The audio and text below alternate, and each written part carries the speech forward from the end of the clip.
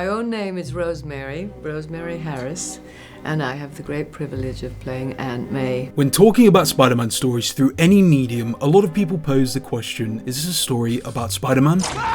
Or is this a story about Peter Parker? Pizza time. And I think this is actually a fairly good litmus test for figuring out whether something is a good Spider-Man story or not. But what if we asked a different question? A question I think is rarely asked, but will ultimately lead us to the same conclusion. And that question is there truly a great Spider-Man story without a well-written, strong presence of Aunt May? People often talk about the effect of Uncle Ben's death when it comes to Peter planting the seed of responsibility in his famous line, but once Uncle Ben passes, who waters that seed? Who is one of the main reasons that seed is able to see the light of day and become the tall tree people know him as in his skin tightly attired? It rides up in the crotch a little bit too. So today I want to take a look at Rosemary Harris's incredibly underrated performance in Sam Raimi's Spider-Man 1 and 2 and why she remains almost 20 years later everyone's favourite. This is In Between the Lines. Like and subscribe if you enjoy. Let's hop right in. The Lord said, let there be light. And voila, there is light.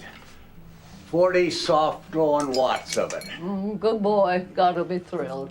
Just don't fall in your ass. Out of the gate, although they are called aunt and uncle, they look and behave like those typical loving, always chirping grandparents that somehow always seem to find content in everyday chores and things to do. And what further emphasises their character here is Ben at this time is actually out of a job, having been laid off, which to most people is something that would cause a lot of stress. Yet here they are, smiling and dishing the typical old couple banter to one another. This is creating a sense of protectiveness in the audience, because who doesn't feel protective of a couple of lovely chirpy older people? Something I also wanted to briefly mention in this scene is that, well, Peter isn't in it, which although subtle, I think is worth mentioning. These characters, although somewhat quick, are given the time to exist on screen outside of Peter Parker. In its subtlety, what the writers are doing here is giving these characters the space to appear on their own 2 feet and establish Aunt May's relationship with Uncle Ben as a relationship that is also worth mourning once he is gone. It's not just one person that is going to lose someone that day. In fact, when Peter walks in and goes to his room immediately,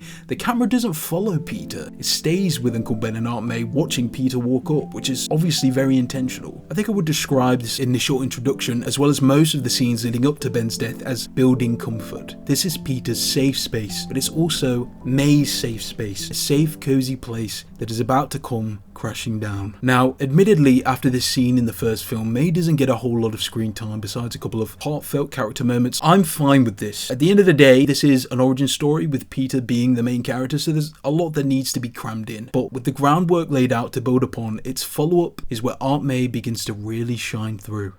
You know, when I first heard about it, I was a little reluctant about the idea.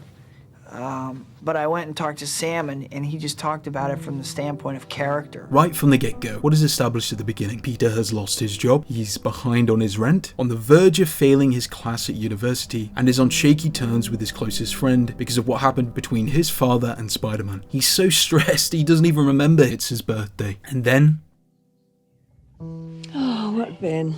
Once the party is over, we find out May is on the verge of losing her home, and we find her face down, halfway asleep, exhausted, still thinking of Ben. And without one complaint, she asks, Did they have a good time? To me, this is such a brilliant question. Even in her tough times, all of her sub-communication here screams that she still wants to make sure everyone else is happy. Even so far as to throw a party for Peter whilst her house is on the verge of being foreclosed. But of course, everyone has their breaking point. No, I can't take that. Yes, you can. You can take this money from me.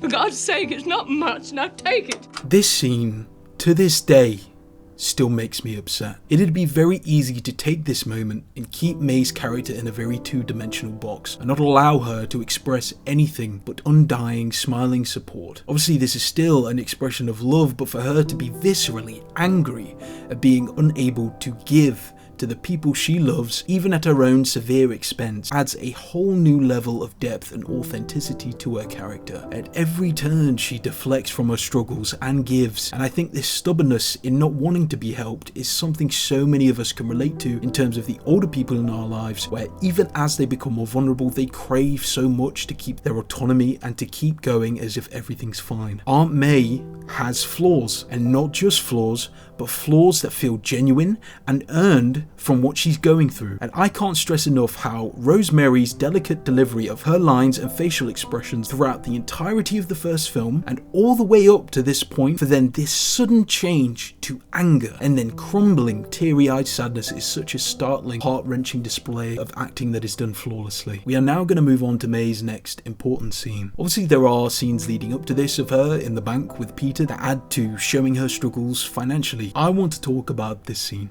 He was a peaceful man, and it was all my doing.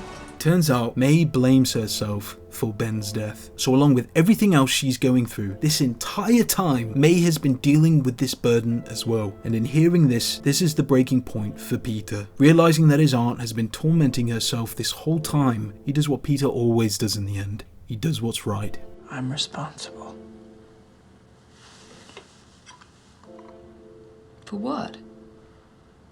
For what happened to Uncle Ben. Peter tells the truth, but what happens next is what makes this interaction so heartbreakingly great.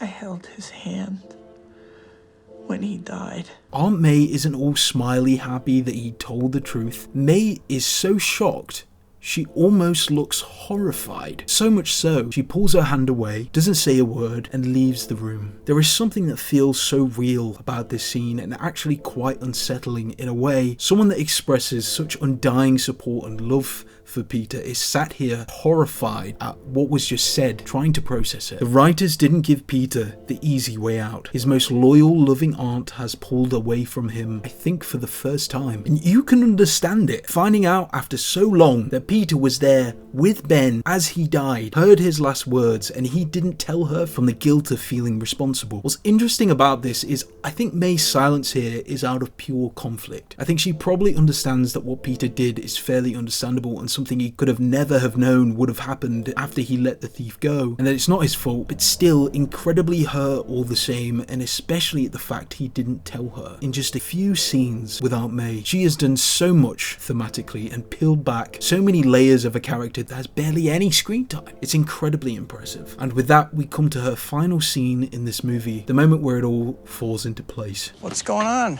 Oh, they gave me another few weeks, but I decided to hell with it.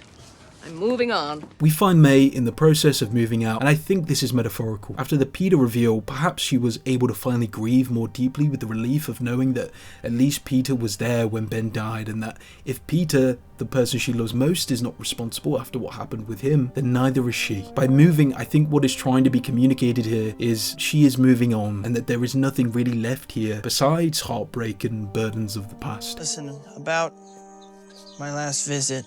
Pish posh, we needn't talk about it. But you made a brave move in telling me the truth, and I'm proud of you. This right here is what she would have said after it was revealed to her before if the writers wanted to keep her two-dimensional. Instead, saying it now, after her reaction before and being given the time and space to really deal with the revelation. This now feels so much more real and authentic, which you really have to give the writers a lot of credit for. Now, having dealt with all of this, coming to a great conclusion for her character arc, May delivers one of the most memorable lines in this entire movie. A line I'm sure a lot of us hold dear, and a line that ends up changing the trajectory of not just Peter, but the entire story as a whole. Even though sometimes we have to be steady and give up the thing we want the most.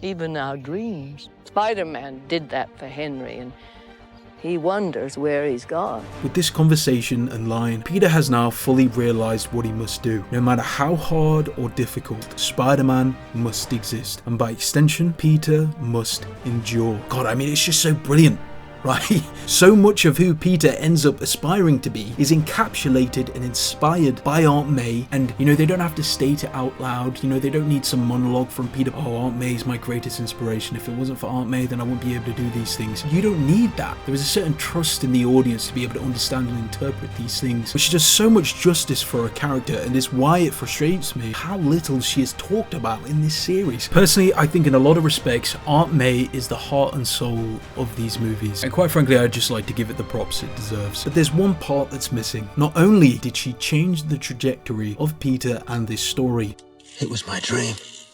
Sometimes, to do what's right, we have to be steady and give up the thing we want the most. even our dreams. But her words after being echoed by Peter is what ultimately persuades Octavius to undo the damage that he's done. Now, if that's not a great character with huge impact, I don't know what is. My back!